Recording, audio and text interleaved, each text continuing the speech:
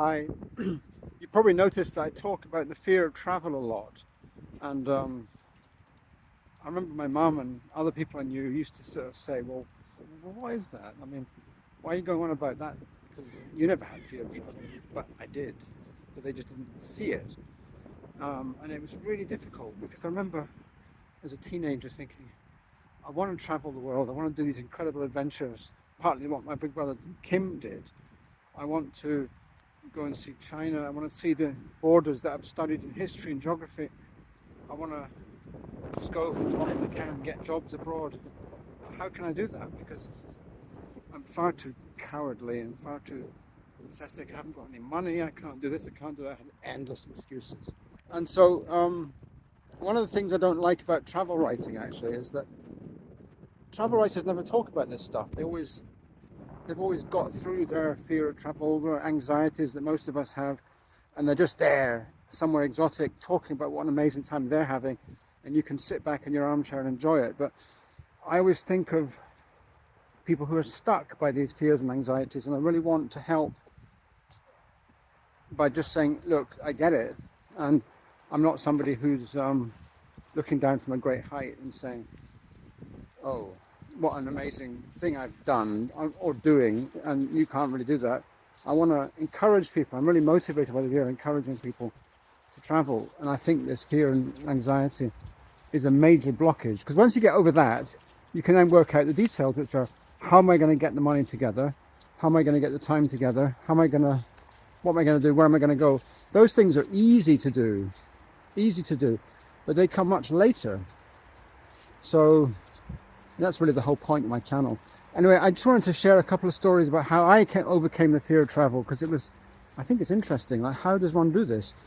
And well, there isn't an easy answer, and I don't particularly advise what I did to anybody else because it's kind of dangerous. But what happened to me was a series of near-death experiences where basically it made me realize that I'm lucky to be alive, I'm grateful to be alive, and I might as well live life to the full in the present moment. And then the other thing that helped me with all this is reading a bit of Taoism, T-A-O, or Taoism, the power. And there's a great book called 365 Tao, which is thought for the day, and I highly recommend it. Anyway, one of those ones I'm thinking about now, one of these near-death experiences was a friend of mine came to visit me, and it was nighttime, and we're in the countryside, and he had a fancy hired car, and he had this thing where he used to go into the field, big empty field, and drive like crazy and do these big skids across the wet grass. It was fun. And then he said, I'm just looking at the dog I'm dragging along behind me, Pablo Escobar, and he said, oh, do you want to drive? And I said, sure. So he got out the car, I got out the car, and we swapped. I thought we were going to swap sides, but actually he just zoomed off and left me in the middle of the field and drove a bit, turned round and pointed back towards me, and then drove at me really fast. And I was in the middle of this huge field, so what could I do? I waited to the last minute. I kept my cool, that was the main thing that I did. I didn't panic.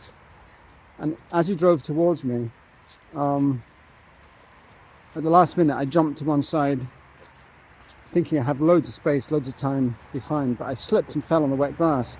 And then he turned, and it should have been absolutely fine, but actually what happened was that he skidded towards me, and I fell over.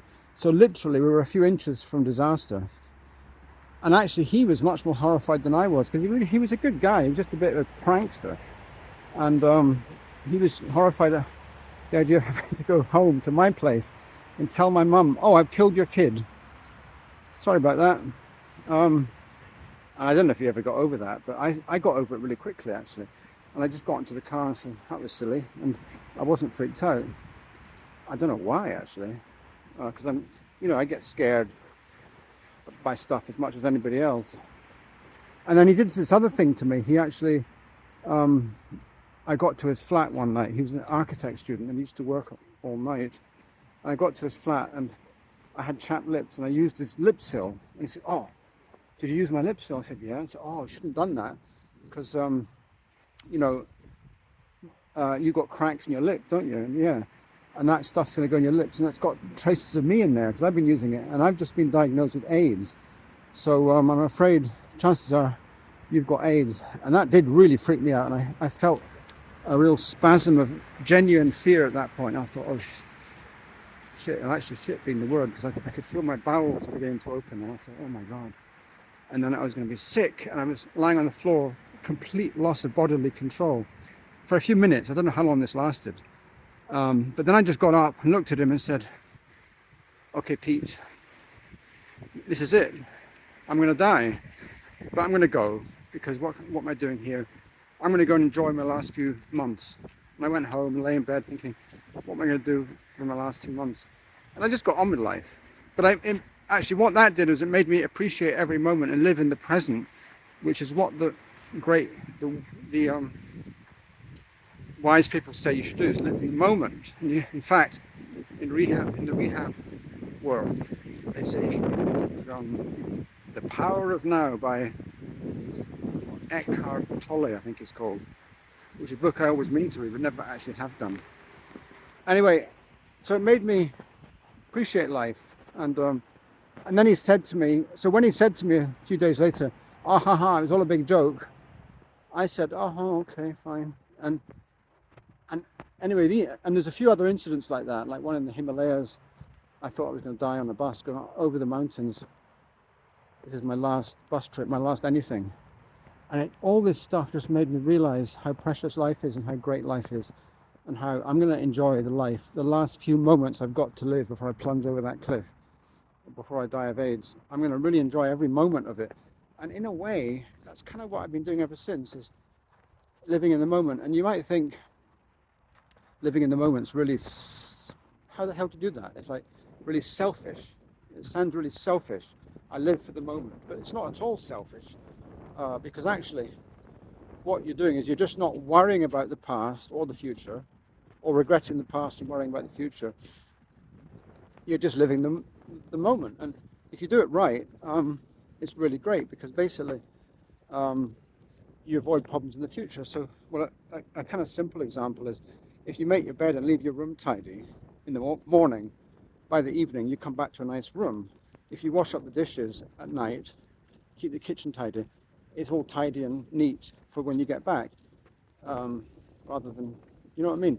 And then of course any future arrangements all need to be done in the present moment. So you might as well arrange anything in the future to the best of your abilities. So you sort out all the details now, so that when you go on that journey, you've thought about all the key details and you've got everything that you need, and then you can not have to worry about stuff when you actually get to where you're going.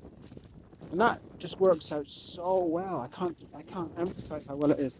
And as far as I'm concerned, actually, that's another key part of the psychology of travel, is just living in the present. Yeah. Wow, I've been going on for 8 minutes, and I'm going to stop. So let me know what you think of all this. And as I say on YouTube, hit subscribe, leave a comment, all that good stuff. But actually, the trouble with YouTube is that when you do leave a comment with these big YouTubers, they never reply. They never give a shit what you say. They just need that for the algorithm. But I actually am genuinely interested in what you think about all this. And I would genuinely love to see a comment from you. And if you want a question about any of this, just put the question in the box below, comment below, and I'll answer it. Bye.